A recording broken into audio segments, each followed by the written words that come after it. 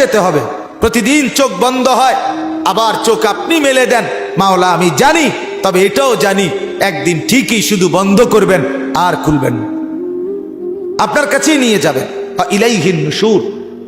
প্রত্যেক ঘুম থেকে জেগে আল্লাহর নবী আল্লাহর কাছে ফিরে যাওয়ার কথা আল্লাহর কাছে নতুন করে মনে করাইতেন, নবায়ন করে নিতেন, নবায়ন করে নিতেন। তাহলে আমাদের প্রতিদিন ফিকির করা উচিত, মাওলা আপনার কাছে ফিরতে হবে, আল্লাহর কাছে ফিরতে হবে।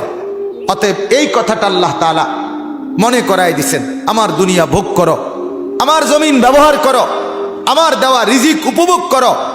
আমি দিয়েছি স্ত্রী, আমি দিয়েছি ছেলে, আমি দিয়েছি মেয়ে, আমি দিয়েছি আলো বাতাস রোদ বৃষ্টি, আসমান জমিন চন্দ্র সূর্য গ্রহ নক্ষত্র, ক্ষেত ফসল ফল ফসল আল্লাহরই দেওয়া।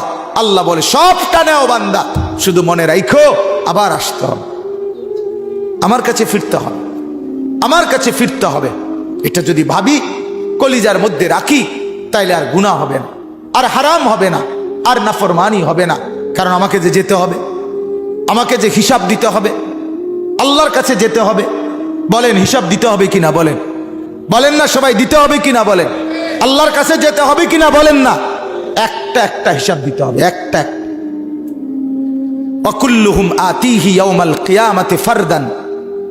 আল্লাহ বলছেন কোরআনে, কিয়ামতের দিন তোমাদের প্রত্যেককে আসতে হবে একজন একজন করে, একজন একজন, একজন একজন করে বাপ, একজন একজন আল্লাহর সামনে দাঁড়াইতে হবে। ইন্নাল্লাহা সাইয়ুকাল্লিমু, নবী বলছে নিশ্চয়ই আল্লাহ প্রত্যেকের সাথে পৃথক পৃথক কথা বলবেন, একজন একজন করে কথা বলবেন।